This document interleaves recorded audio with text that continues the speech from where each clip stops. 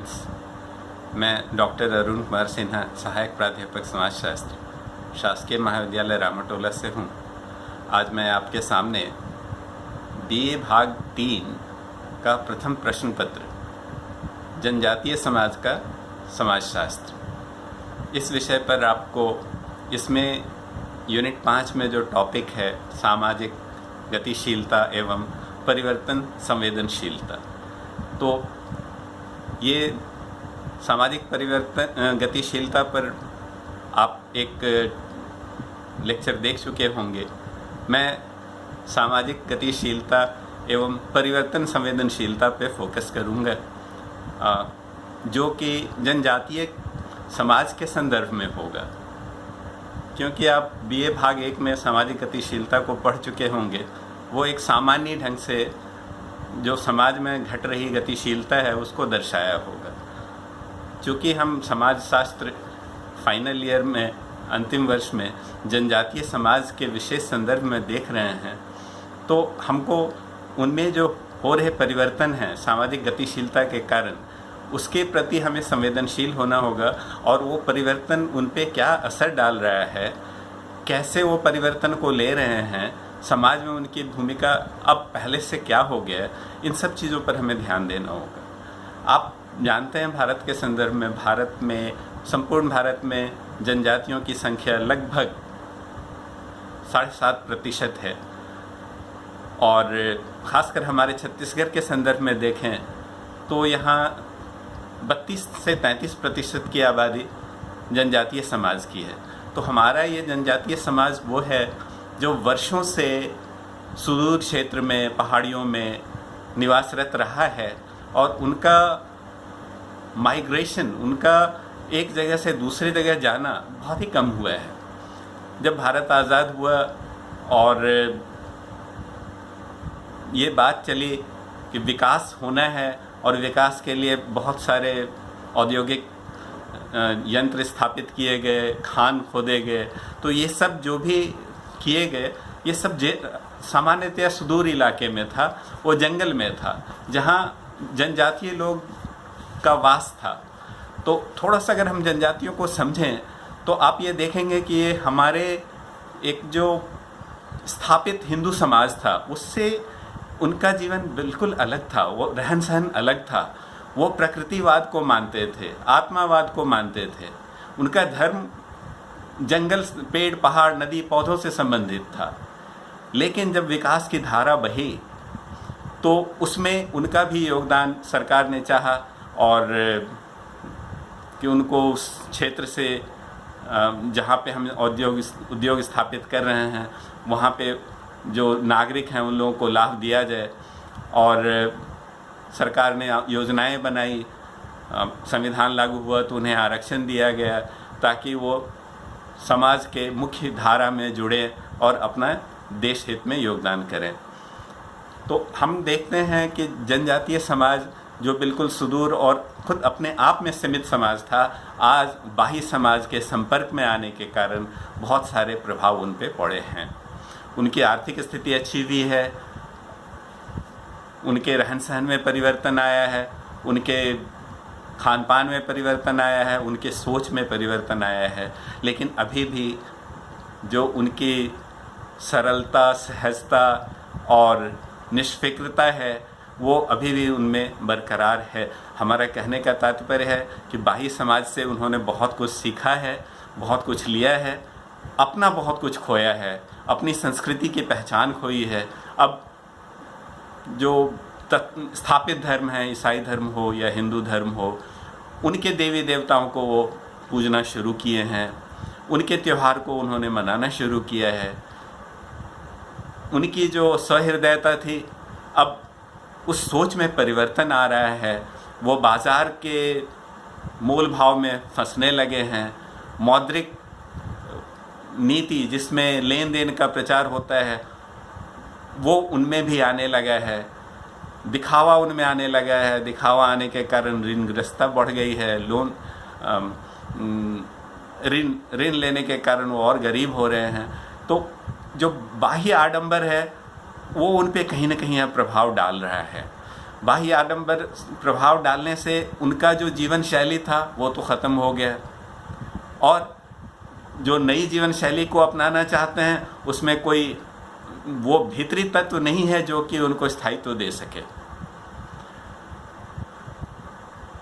वो जंगल में रहते थे और उनकी मानसिकता खेती से संबंधित थी, नदी तालाब मछली पालन या जंगल से जो फल कंद फूल मिलते थे उनसे उनका परवरिश चलता था। उनकी सोच सीमित थी और बड़े खुशहाल थे, उनको बहुत ज़्यादा की इच्छा नहीं थी, और गरीबी की हालत में से ही और शिक्षा के हालत में स्वास्थ्य की सुविधा न होने के बावजूद भी अपनी ज़िंदगी को वो खुशहाली से व्यतीत करते थे।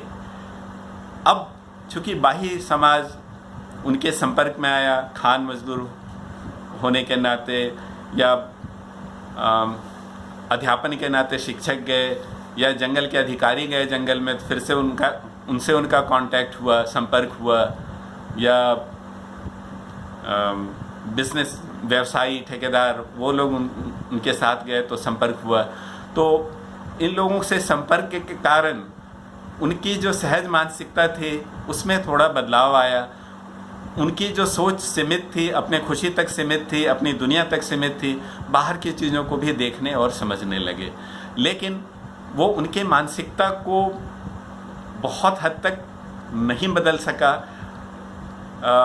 इस सेंस में नहीं बदल सका। इस आशय मेरा कहने का आशय ये है कि वो अपने सहृदयता को बरकरार रखे, खुशी को बरकरार रखे, लेकिन जो बाह्य समाज में आडंबर था उसको उन्होंने अपना लिया।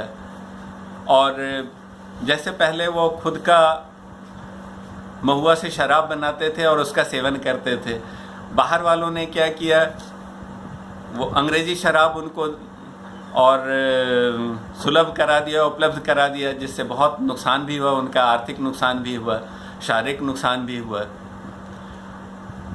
उनमें शिक्षा की कमी थी, शिक्षा ग्रहण करने के शिक्षा के प्रचार के कारण जो मिशनरीज लोग थे या हिंदू धर्म वाले थे उनको धर्म परिवर्तन करना शुरू कर दिया। तो उनकी जो मूल प्रकृतिवाद या आत्मावाद की संस्कृति थी वो धीरे धीरे अलग हो गई। तो हमें देखना है क्या हम उनको उनके मुताबिक बदलाव करें, प्रोग्रेस करें, प्रगति करवाएं, या हमारी जो धारणा है, बाह्य समाज की धारणा है, उसका जो पैरामीटर्स है, उसके जो आयाम हैं, उस मुताबिक हम उनका विकास करें। तो हमको लगता है दोनों के बीच में कहीं ना कहीं सामंजस्य होना चाहिए, क्योंकि जनजाति लोग अपने ज़मीन से जुड़े होते हैं और अपने समाज से जुड़े होते हैं। उनमें हीन भावना बिल्कुल नहीं होती है, क्योंकि वो हिंदू समाज के अंतर्गत कभी रहे ही नहीं। तो उनमें हीन भावना या ईर्ष्या की भावना या लोभ जो सामान्यतः विकसित समाज में, औद्योगिक समाज में देखने को मिलता है, वो शायद उनमें बहुत ही कम मिलता है। ये जो उनकी अच्छी संस्कृति थी धीरे धीरे विलुप्ति की ओर जा रहा है, और वो नए संस्कृति को पूर्ण तौर से पकड़ नहीं पा रहे हैं। उनका सरकारी योजनाओं का लाभ वो लेकर या सरकारी सेवाओं में आरक्षण का लाभ लेकर अब उनकी प्रगति भी हुई है, सामाजिक बदलाव भी आया है, लेकिन कहीं ना कहीं उनकी मानसिकता में ये लगता है कि शायद वो अपने ज़मीन और समाज से अलग हो गए और नए समाज में अपने आप को पूर्ण रूप से स्थापित करने में असहज महसूस करते हैं। क्योंकि आप देखें तो उनकी संस्कृति जो विकसित थी वो सालों हज़ारों साल की संस्कृति विकसित थी, और जो हज़ारों साल के बाद जो संस्कृति विकसित होती है उसमें एक ज़मीनी पकड़ होता है, और उसमें उनके इच्छाओं के अनुरूप, उनके भावनाओं के अनुरूप चीज़ों का समावेश होता है। बाह्य चीज़ें जो ग्रहण करते हैं वो सतही तौर पे ग्रहण किया जाता है। तो हमें संवेदनशील इस तरह से भी होना होगा कि उनमें जो बदलाव आ रहा है तो आर्थिक रूप से, शैक्षणिक रूप से और हेल्थ की दृष्टि से देखें तो ये एक बहुत ही अच्छा कदम है। स्वास्थ्य में बढ़ोतरी हुई है, कुछ लोग अब बहुत अच्छी नौकरियों में आकर अपना जीवन स्तर उन्होंने उठा लिया है, मगर हमें लगता है कहीं ना कहीं वो जो उनकी जो मूल संस्कृति थी उसको बचाए रखना बहुत ही ज़रूरी है, क्योंकि उसमें वो मूल तत्व है जो समाज के स्थायित्व के लिए बहुत ही अहम रोल अदा करता है। और इनमें जो एक भावना विकसित हुई है कि जो बाज़ार में है वो चीज़ हम भी अपनाएं, तो कहीं ना कहीं उनको हीन मानसिकता की ओर ढकेल रहा है जो उनमें कभी नहीं था। तो एक समाजशास्त्री होने के नाते हम समझते हैं कि जनजातियों को विकास की ओर ज़रूर लाना चाहिए, उनमें शिक्षा का प्रसार होना चाहिए, स्वास्थ्य सुविधाएं बढ़नी चाहिए, आर्थिक दृष्टि से वो संपन्न हो, लेकिन उनकी सामाजिक और सांस्कृतिक संस्था को बचाए रखना जनजातियों का धर्म है। और हम सब जो जनजातियों के विकास में सहायक हैं या हितैषी हैं, हमको इनका ध्यान रखना चाहिए, क्योंकि बाहर से संपर्क में आने के कारण बाहर की कुछ वो मानसिकता जो कि समानता से हटके है। जैसे मुझे याद है, मैं उत्तर पूर्व राज्य के प्रथम सिविल सेवक जो आईएएस में चुने गए थे, उनसे हमारी बात हो रही थी, तो उन्होंने कहा कि ये जो बाहर हिंदू समाज वाले लोग हैं वो पता नहीं किस तरह का व्यवहार करते हैं जो हमारे समझ में नहीं आता। तो उन्होंने एक बहुत अपने जीवन से एक उदाहरण दिया कि जब भी मैं वो दूध देने आता है तो वो दूर रहता है और हमको बोलता है बस बर्तन दूर रखो, और फिर वो दूध डालता है। किसी एक ख़ास वर्ग का था, उसका नाम लेना उचित नहीं होगा, लेकिन आप ये समझिए कि इस जनजातीय और पढ़े लिखे व्यक्ति को ये मानसिकता बिल्कुल ही अटपटा लगा और उनकी समझ से बाहर है। तो ये स्वाभाविक बात है कि ये अस्वाभाविक व्यवहार जनजातीय लोगों में नहीं है, उन्हें सहृदयता है, भाईचारा है। तो जो बाकी समाज हैं, चाहे हिंदू समाज हो या ईसाई समाज हो, हमारे समझ से उनमें जो एक मानसिक समानता का और सहृदयता का वातावरण है उसको बनाए रखें। मैंने देखा है जनजातीय समाज में अब वो राजनीतिक पार्टियों में विभाजित होने लगे हैं, और जिसके कारण उनमें खुद विभाजन होने लगा है। उनकी अपनी पहचान अब पार्टी पहचान में रह गई। तो हम समझते हैं कहीं न कहीं उनका अपना अस्तित्व इसमें परिलक्षित नहीं होता है। भोले भाले लोगों को सुदूर क्षेत्र में हिंसा में भी बहकाया जाता है। शायद उनको समझ हो या ना हो नहीं कह सकते, लेकिन इससे नुकसान आदिवासियों का ही होता है। और विकास के लिए ज़रूरी है कि शांति व्यवस्था बनी रहे और एक राष्ट्र के प्रति सोच विकसित हो, अपने सांस्कृतिक संपदा को, सामाजिक संस्था को बचाए रखें और फिर राष्ट्र हित में, राष्ट्र के आर्थिक विकास में योगदान करें। ऐसी हमारी योजनाएं होनी चाहिए और सोच होनी चाहिए।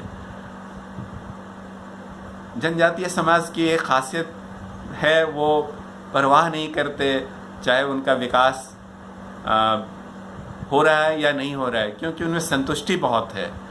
तो जहाँ तक संतुष्टि की बात है बहुत अच्छी बात है, लेकिन अगर थोड़ा आर्थिक तौर पे और शैक्षणिक तौर पे और फिर स्वास्थ्य के दृष्टि से देखें, अगर थोड़ा विकास हो तो उनका खुशहाली और बढ़ जाएगा। तो आप देखिए, सामाजिक गतिशीलता का अर्थ होता है व्यक्ति या समूह का समाज में वो जो सामाजिक स्तरीकरण है उसमें ऊपर जाना। तो इनकी गतिशीलता, वो समाज में ऊपर आर्थिक दृष्टि से ज़रूर जा रहे हैं, लेकिन सामाजिक दृष्टि से अभी भी वो अपने परंपराओं से जुड़ना चाहते हैं, अपने गांव और खेत खलिहानों के साथ बसना चाहते हैं जहां उनका दिल रहता है। ये जो समाज है बहुत महत्वाकांक्षी नहीं है, जिससे कि वो हमेशा ये प्रयत्नरत रहे कि समाज में हमको एक स्तर से दूसरे स्तर पे जाना है। वो संस्तरण के मानसिकता से बिल्कुल अलग है। और दूसरे समाज की तुलना में हम अगर देखते हैं तो इनमें वाकई बहुत ज़्यादा बदलाव आया है। और आज के क्षेत्र में, चाहे शिक्षा के क्षेत्र में हो, चाहे मेडिकल के क्षेत्र में हो, या राजनीति के क्षेत्र में हो, या वकालत के क्षेत्र में हो, ये अब आगे आने लगे हैं और अपनी मांगों को भी रखने लगे हैं। राजनीतिक तौर पे छत्तीसगढ़ में बहुत बड़ा आंदोलन, छत्तीसगढ़ नहीं, बिहार के झारखंड में बहुत बड़ा आंदोलन हुआ था कि वो आदिवासियों के लिए वो मांग कर रहे थे कि उनकी भी सरकार बने। उनका जो आदिवासी बाहुल्य क्षेत्र है, तो छोटा नागपुर का जो क्षेत्र है वो झारखंड के नाम से वो आंदोलन चलाया था। बाद में उन्होंने झारखंड राज्य का निर्माण हुआ था।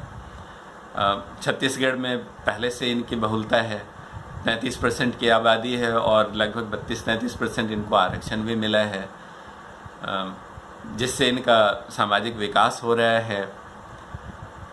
फिर भी कहीं ना कहीं इनमें स्किल डेवलपमेंट का, कुशलता विकसित करने का कार्यक्रम सांस्कृतिक तौर पे होना चाहिए, जिससे इनके पास जो बहुत सारे खेत हैं उसमें वो मेहनत कर सकें, क्योंकि वो थोड़े से खुश हैं, वो ज़्यादा मेहनत की ओर ध्यान नहीं जाता है उनका। तो कहीं ना कहीं हमको इसमें उनको मोटिवेशन, उनकी मनोदशा को बदलना होगा, जिससे वो उनकी सामाजिक स्थिति और सुदृढ़ हो। पहले हम लोग समाजशास्त्र पढ़ते थे और पढ़ाते थे तो उसका एक ही उद्देश्य था, हमको चीज़ों को समझना है, जैसे है वैसे समझना है। कालांतर में इस मानसिकता में बदलाव आया और अब ये बात हो रही है कि समाजशास्त्र का एक अहम रोल है एक सामाजिक निर्माण में। वो निर्माण जो प्रगति की ओर ले जाए, विज्ञान की ओर ले जाए, रैशनैलिटी की ओर ले जाए। और हम समझते हैं जो समाज जितना शिक्षित होगा इस दिशा में वो उतना ही अग्रसर होगा। तो हम आपसे आप किताब में बहुत सारी बातें पढ़ सकते हैं, लेकिन हमारा मेन फोकस ये था कि आप चीज़ों को समझें और किसी भी वर्ग को, किसी भी समुदाय को समझने के लिए उनकी मानसिकता में आपको प्रवेश करना होगा, उनके परिवेश को जानना होगा, उनकी इच्छाओं को, उनकी भावनाओं को समझना होगा। तभी आप अच्छे समाजशास्त्री हो सकते हैं और समाजशास्त्र में अपना योगदान दे सकते हैं। धन्यवाद।